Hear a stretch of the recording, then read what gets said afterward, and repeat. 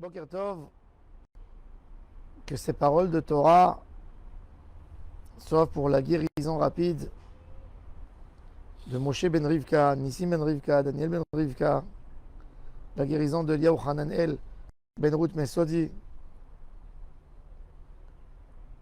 pour la guérison de Daniel Tamaratou bat Fortuné et de Esther bat Rachel.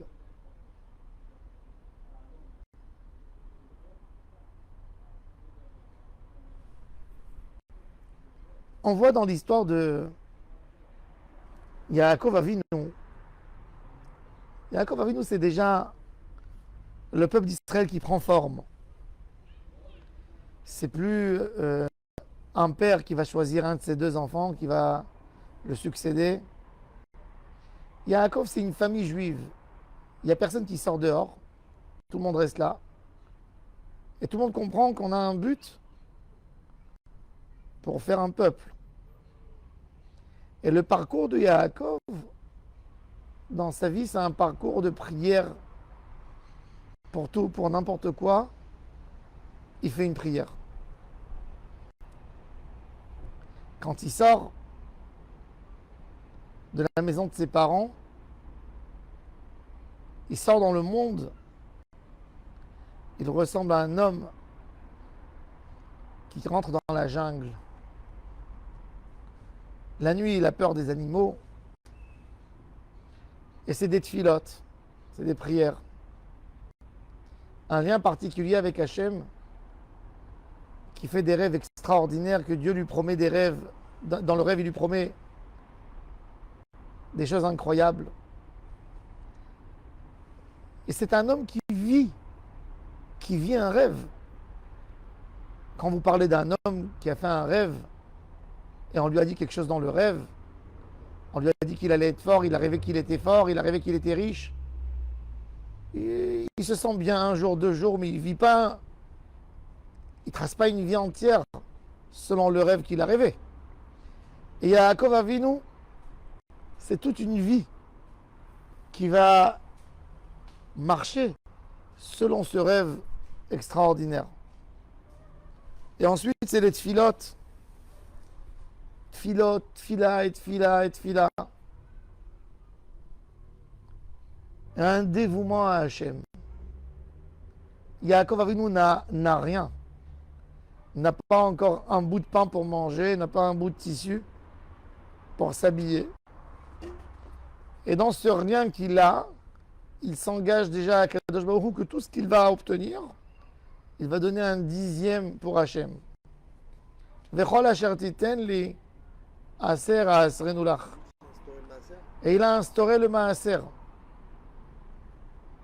Ensuite, il va chez son futur beau-père Lavan et des prières, des prières, des prières. Nos matriarches, Léa, des prières et des prières pour qu'elle ne tombe pas dans les mains de Esav.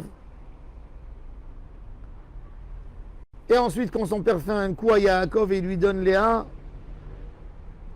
Léa, elle fait des prières que Yaakov ne la divorce pas, ne la jette pas. Léa, elle fait des prières et elle tombe enceinte tout de suite. Des prières et des prières. Rachel n'a pas d'enfant parce qu'Akadosh Baruch Hu veut des prières et des prières. On a toutes les bases du judaïsme dans notre paracha. On a la tfila, on a la emuna, un homme qui croit dans un rêve qu'il a rêvé et il vit selon le rêve. On a la tzedaka, s'engager à faire du bien, s'engager à donner, à aider l'autre, pas quand tu as de l'argent. Car ça n'existe pas un homme qui est exempté de faire du chesed. J'entends souvent des gens qui disent je ne donne pas de tzedaka parce que je n'ai pas de moyens, parce que je n'ai pas assez, quand j'aurai, je donnerai. Non. La tzedaka, c'est toute entrée que tu as. De la même manière que quand tu achètes un pain à l'épicerie, il y a une TVA là-dessus, que tu veuilles ou que tu ne veuilles pas, tu la payes. Et bien dans toute entrée que tu as, tu dois donner quelque chose pour la tzedaka. faut travailler plus pour avoir plus d'argent. Mais la tzedaka, ça n'existe pas. Même un pauvre, il est obligé de donner la tzedaka. C'est ce qu'il a dit à Yaakov Avinu. Yaakov Avinu a dit Vechol asher titen li aser asrenu lach. Tout ce que je recevrai, ça ne dépend pas de ma situation. Est-ce que j'en ai toute chose qui vient dans mes mains, avant de faire entrer dans ma poche, je prélève un dixième et je te le donne. Il n'est pas à moi. Vechol asher titen li. La tzedaka, elle ne dépend pas de est-ce que tu as fini le mois ou tu n'as pas fini le mois. Tu dois donner. Tu dois donner. Pense que tu as eu que 90% de revenus et tu n'as pas eu 100%. Parce qu'il faut savoir que l'argent n'est pas à nous. Elle n'est jamais à nous. Quand il était dans tous ses problèmes, quand Lavan le roulait, le volait, et il n'avait pas un rond, même de ce qu'il n'avait pas, il donnait 10%. Vechol asher titen li, aser asrenu lach. Tellement il était ancré dans le inyan de donner à Hachem, c'est qu'il a même consacré un de ses enfants, Lévi, pour le donner à Hachem, au service divin toute sa vie. Et de là vient l'idée des Kohanim et des Léviim. 10% du peuple qui se donne complètement à Hachem.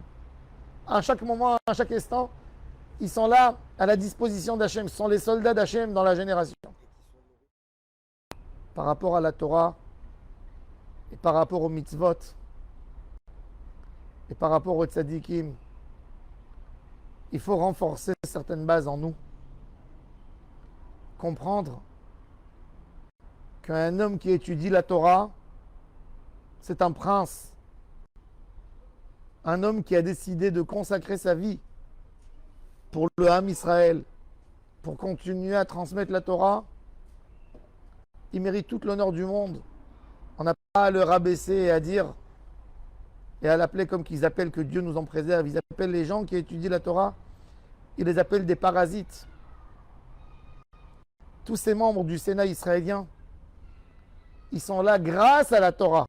S'il n'y avait pas de Torah, il n'y avait pas un retour en Israël. On serait plus juifs. On aurait été perdus. On doit renforcer en nous et de comprendre que ce n'est pas l'argent qui amène le succès à l'homme. Ce n'est pas la force qui nous donne une sérénité, que tout va résister, que tout sera bien. Uniquement la émouna, la foi. Les gens qui sont 150 et quelques pays, de les amener en Eretz Israël, ce n'est pas un rêve qui s'est réalisé.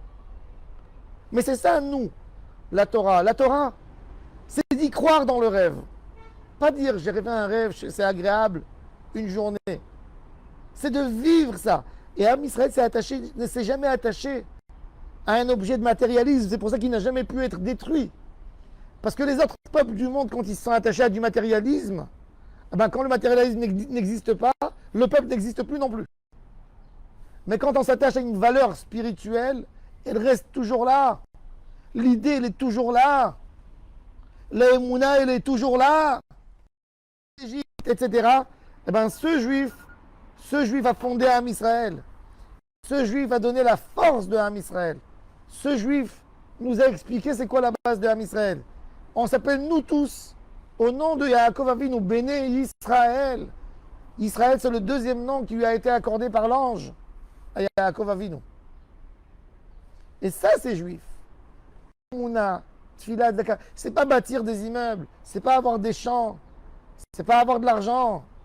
Am Israël, c'est Emouna, Tfila, Tzedaka. Que Hachem nous aide, qu'on se colle dans ses vraies valeurs. Qu'on soit proche de la Torah plus que toujours. Qu'on soit proche de la Tfila.